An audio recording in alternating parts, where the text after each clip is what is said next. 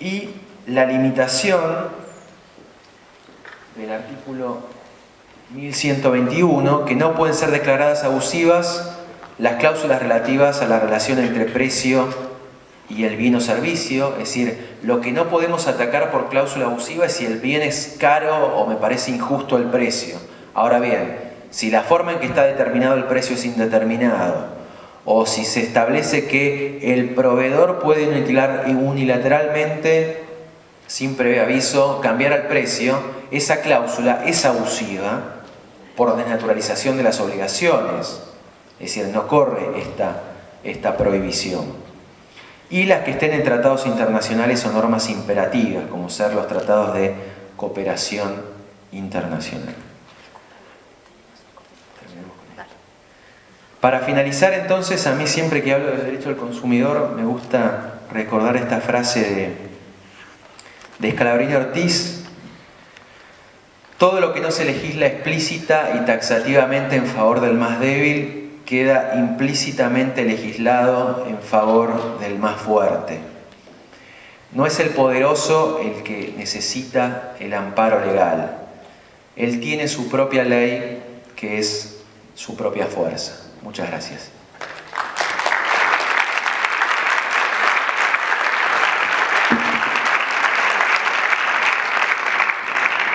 ¿Alguna pregunta? Sí. El 99 también se aplica a los casos que te obligan a dar de baja un servicio cuando vos querés dar de baja a otro. Por ejemplo, Internet, y te dicen dar de baja también tiene hijas. ¿Arnet me está hablando?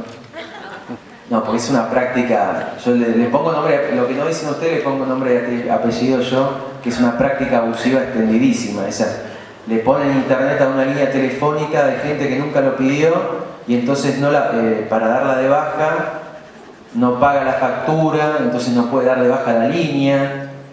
Sí, obviamente ahí se conjugan dos cosas: cláusula abusiva y venta atada. Es decir, cualquiera tiene derecho a, si tiene un paquete de productos, poder separar y quedarse con una cosa y dar de baja lo otro. Y otra cosa, por la resolución administrativa, uno puede, la 53, es una cláusula abusiva, imponer la precancelación de los cargos a la baja. Eso es una cláusula abusiva típica, ¿no? Decir, usted no se puede dar de baja porque tiene cuotas impagas. Así que hasta que no paga no puede darse de baja. Eso está expresamente en el 53, en la resolución 53 de cláusulas abusivas, enumerada como un supuesto específico y generalizado de cláusula abusiva. Sí. ¿Alguna otra pregunta? Bueno, hacemos ahora el corte y retomamos luego de la pausa. Con lo que nos queda pendiente, que es la parte especial del derecho de los contratos.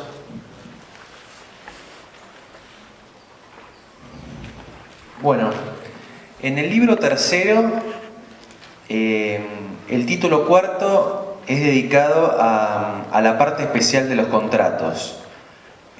Como habíamos dicho al comienzo de la exposición, el nuevo código unifica en materia contractual la órbita civil y comercial. Por lo tanto, se ven eliminadas esas dobles legislaciones que teníamos en varios contratos, como la compraventa, el depósito, el mutuo, que tenían doble regulación, para unificarse en una única regulación. Ya dijimos que hay que desterrar esa distinción entre contratos civiles y contratos comerciales. Codifica también muchos contratos que estaban regulados en leyes especiales y también regula varios contratos que hasta ahora eran atípicos. En esta parte especial vamos a ver que hay 30 capítulos, lo que nos dice que hay más de 30 contratos regulados, porque en algunos de los capítulos, por ejemplo, hay un capítulo que es contratos bancarios, tiene varios contratos regulados, así que para que tomemos dimensión de qué importante es la extensión que se ha hecho en la materia. Como les decía, La distinción, al unificarse la órbita civil y comercial, va a pasar por distinguir entre contratos paritarios versus contratos de adhesión y entre contratos interempresarios versus contratos de consumo.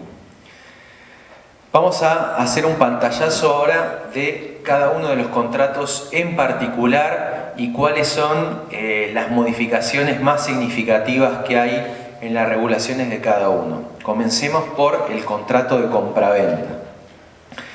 En materia de compraventa, la distinción que ahora hace el código es básicamente regular, por un lado, la compraventa de cosas muebles, por otro lado, la compraventa de inmuebles. Respecto de la compraventa de cosas muebles, ustedes recordarán que uno de los requisitos esenciales de la compraventa era que, decíamos, en contratos, es el elemento esencial del precio y que el precio tenía que ser serio, cierto, en dinero. Bien, en el caso de compraventa de cosas muebles, lo de que el precio tiene que ser cierto ya no va más. ¿Por qué? Porque en caso de silencio del precio, el artículo 1143 establece que si el contrato está válidamente celebrado, pero el precio no se ha señalado ni expresa ni tácitamente, ni se ha estipulado un medio para determinarlo, ya sea una regla de determinación o que lo estipule un tercero, se considera, excepto indicación en contrario, que las partes han hecho referencia al precio generalmente cobrado en el momento de la celebración del contrato para tales mercaderías vendidas en circunstancias semejantes en el tráfico mercantil que se trate. Por ejemplo, el precio del kilo de cereal en el mercado de Puerto Quequé en el día de la operación. Otra cuestión en materia de compraventa. Clásicamente se decía que la compraventa era un contrato no formal y que podía celebrarse aún verbalmente. En el caso de la compraventa de cosas muebles, vemos acá nuevamente un neoformalismo de protección, que dice el 1145. El vendedor debe entregar al comprador una factura que describa las cosas vendidas, su precio o la parte de este que ha sido pagada y los demás términos de la venta. Si la factura no indica plazo para el pago del precio, se presume que la venta es de contado. La factura no observada dentro de los 10 días de recibida se presume aceptada en todo su contenido. Excepto disposición legal, si es de uso no emitir factura, el vendedor debe entregar un documento que acredite la venta. Entonces, en general, la compraventa de cosas muebles va a ser necesariamente documentada por escrito.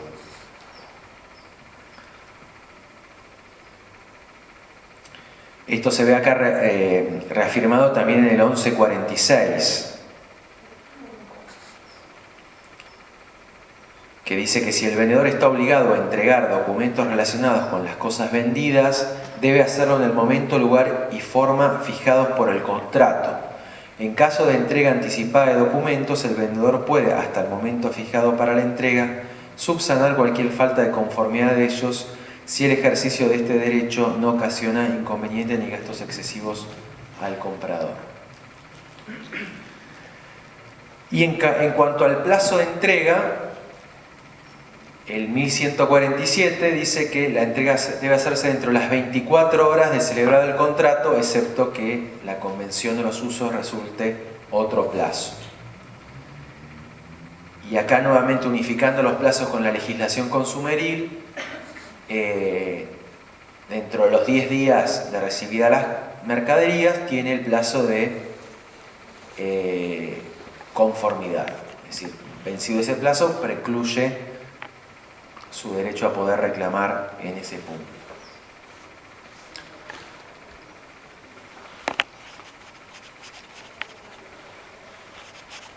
En cuanto al tiempo de pago, el 1152 establece que el pago debe hacerse contra la entrega de la cosa, excepto pacto en contrario, y el comprador no está obligado a pagar el precio mientras no tiene la posibilidad de examinar la cosa a menos que las modalidades de entrega o de pago pactadas por las partes sean incompatibles con esa posibilidad. En materia de compraventa inmobiliaria, el nuevo código contribuye a consolidar. Ustedes recuerdan que en materia de compraventa inmobiliaria había como dos grandes escuelas. Los que decían que el boleto de compraventa era un precontrato, antecontrato, contrato para hacer un contrato, o quienes sosteníamos que el boleto de compraventa esencialmente era el contrato de compraventas y que resultaba y que surtía efecto frente a las partes, pero que para tener eficacia frente a terceros debía llevarse a la forma de escritura pública. El nuevo código contribuye sustancialmente en consolidar esta segunda posición y brindar nuevas herramientas de protección a los adquirentes por boleto de compraventa. Siguiendo la línea que ya hacía, por ejemplo, la ley 14.005 de venta de lotes o la vieja ley de prehorizontalidad que el nuevo código deroga.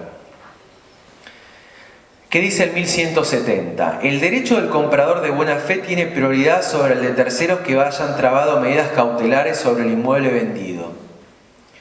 Si el comprador contrató con el titular registral o puede subrogarse en la posición jurídica de quien lo hizo, pagó un 25%, el boleto tiene fecha cierta y la adquisición tiene publicidad suficiente, sea registral, sea posesoria. Es decir, el poseedor con boleto de buena fe que pagó el 25% repele eventualmente la cautelar, el embargo, por ejemplo, que un tercero quiere hacer sobre el inmueble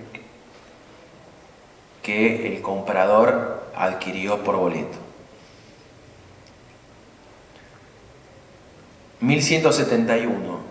También el boleto es oponible frente al concurso o la quiebra del vendedor.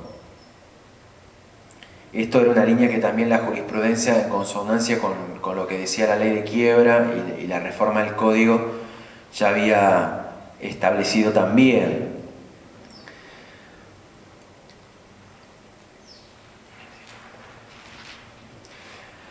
En materia de leyes especiales de compraventa inmobiliaria, subsiste la vigencia de la 14.005, la venta de lotes por mensualidades, que es de orden público y tan ninguneada muchas veces en la práctica mercantil. Pero se deroga, como les decía, la ley de prehorizontalidad. ¿Por qué es reemplazada la ley de prehorizontalidad? Por una estipulación en el artículo 2071 que se debe contratar el que enajena unidades que van a someterse en el futuro a la propiedad horizontal, es decir, lo que en la jerga popular se llama la venta de pozo, la obligación de contratar un seguro que cubra el riesgo del fracaso de la operación, como el reintegro de cuotas, con más un interés retributivo. Pero hecha la ley, hecha la trampa también. ¿Por qué? Porque el 2072 excluye de este seguro obligatorio a la operatoria que implique liquidación de personas jurídicas, es decir, cuando se hace una sociedad anónima y luego se adjudica entre los miembros de esa sociedad, una práctica muy habitual en la contratación inmobiliaria, o el inciso C, la operatoria de fideicomisos. Entonces, a mi juicio, los adquirentes de unidades que van a someterse al régimen de la propiedad horizontal han quedado bastante desprotegidos. Sobre todo teniendo en cuenta las prácticas abusivas que hay en el mercado inmobiliario. Se regula el contrato de suministro, que era un contrato atípico. ¿Cómo se lo regula? Se dice que sobre este contrato, que implica entonces la provisión durante un lapso de tiempo de ciertos bienes o servicios, se establece un plazo máximo de 20 años cuando se trate de frutos o productos del suelo o del subsuelo, y de 10 años en el resto de los casos. Al contrato, como decía, se los define como la entrega de bienes, incluso servicios, en forma periódica o continuada, a cambio de un precio. Y se estipula en relación al precio que a falta de convención el precio se determinará según el precio de las prestaciones similares que el suministrante efectúa en el tiempo y lugar de cada entrega. En su defecto se determinará por el valor corriente de plazo y debe ser pagado entre los 10 días del mes calendario siguiente a aquel que ocurrió la entrega.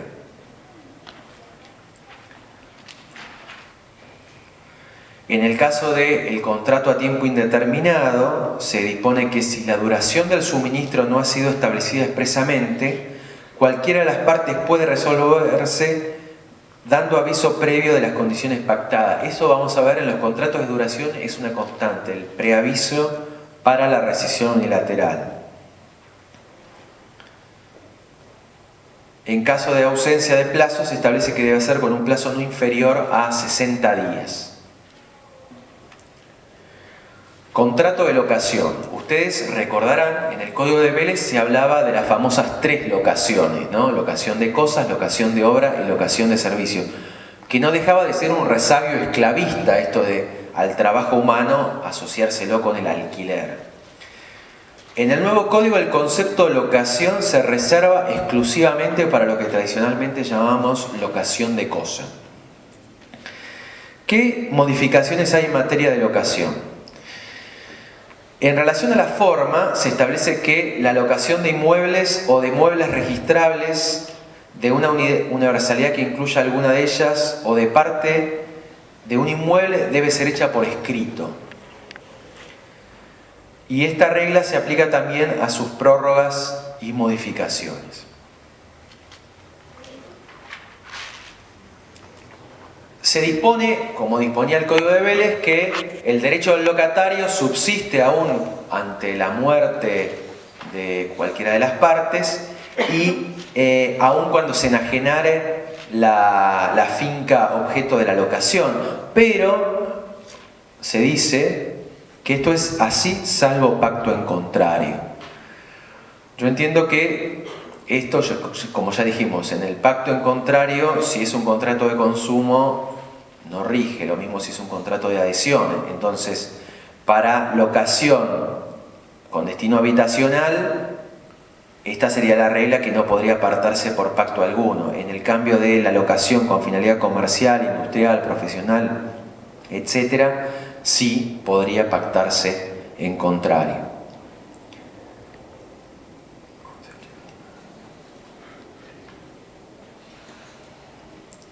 Continuación de la locación, esto de que en caso de muerte o abandono, quienes ostenten con el locatario ostensible trato familiar pueden continuar la locación en los mismos términos, que ya tenía, recuerden, el artículo 9 de la 23091 que se deroga la 23091.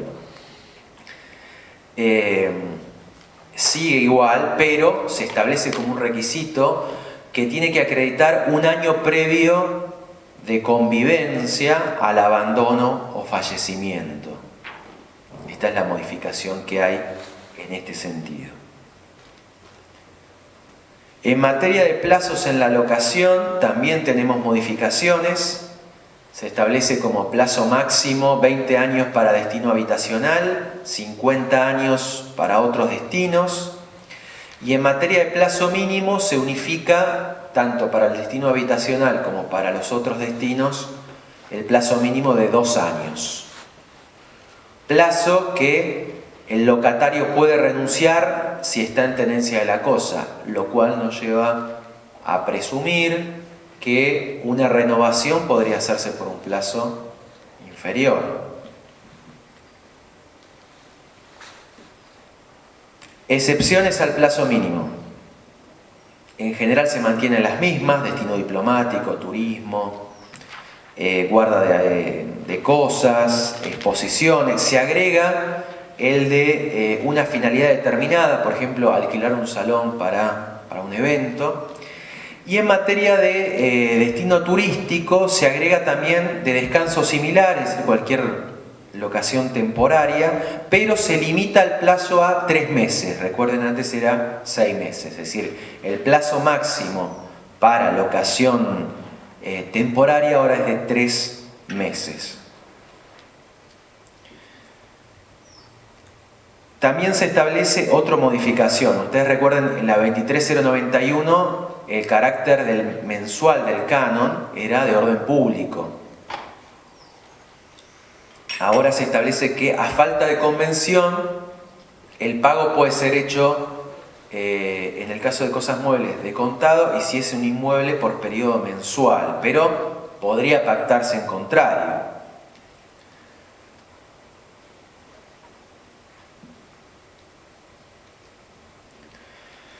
Resolución anticipada, otra modificación.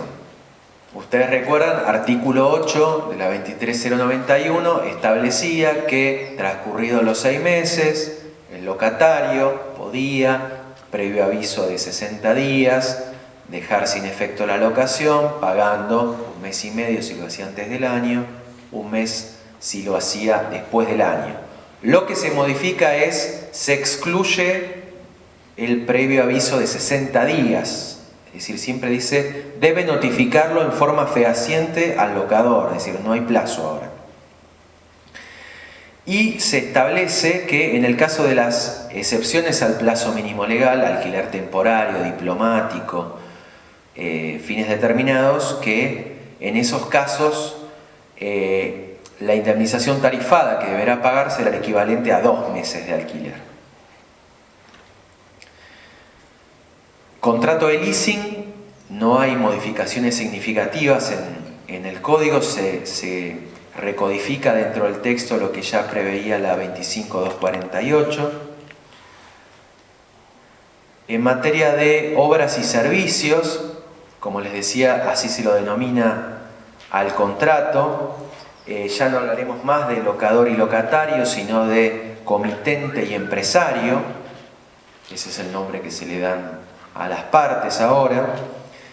Y en materia de contrato de obra, todo lo que es vicios de obras en cosas muebles, el código hace una remisión al régimen de vicios ocultos, es decir, vamos a aplicar la obligación de saneamiento que estudiamos hace un instante. Reserva solamente una regulación especial en materia de ruina. En el artículo 1273 se establece que el constructor de una obra realizada en inmueble destinada por su naturaleza a tener larga duración responde al comitente y al adquirente de la obra por los daños que comprometen su solidez y por los que hacen impropias para su destino. El constructor solo se libera si prueba la incidencia de una causa ajena. No es causa ajena el vicio del suelo, aunque el terreno pertenezca al comitente o a un tercero, ni el vicio de los materiales, aunque no sean provistos por el contratista. Es decir, mantiene los mismos criterios que tenía el Código de Deberes. Es decir, responsabilidad por ruina hace no solamente la ruina total, sino la ruina parcial que compromete la solidez del edificio, que lo vuelve impropio para el destino, comprende los supuestos de vicios o defectos en los materiales, vicios en el suelo y defectos de construcción. Y en cuanto a los sujetos responsables, acá notamos también una consumerización del derecho privado, establece el carácter solidario, es decir, van a responder no solamente el empresario, sino también la persona que vende una obra que ella ha construido o ha hecho construir, si se trata de su profesión habitual. Toda persona que actuando en calidad de mandatario del dueño de la obra cumple una misión semejante a la de un contratista, y también el subcontratista, el proyectista, el director de la obra y cualquier otro profesional ligado al comité. Es decir, establece una regla de solidaridad de todos los que han intervenido directa o indirectamente en esa comercialización de la obra. Mantiene el plazo de caducidad de 10 años de aceptada la obra para poder demandar por ruina y establece que cualquier cláusula que limite o excluya la responsabilidad se la va a tener por no convenida, es decir, como una cláusula abusiva. Contrato de mandato. Ustedes saben que en el Código de Vélez se regulaba el mandato como contrato y esas reglas se aplicaban también a otras formas de representación. En el nuevo código tenemos en la parte general una regulación general en materia de representación de los actos jurídicos. Allí tenemos, por ejemplo, contenidas los que en el nuevo código ya no hablaremos más de poder especial, sino de facultades expresas, es decir, en qué supuesto se va a requerir facultades expresas. Y luego, en materia contractual, tenemos la regulación del contrato de mandato, como la forma de apoderamiento por acuerdo de partes.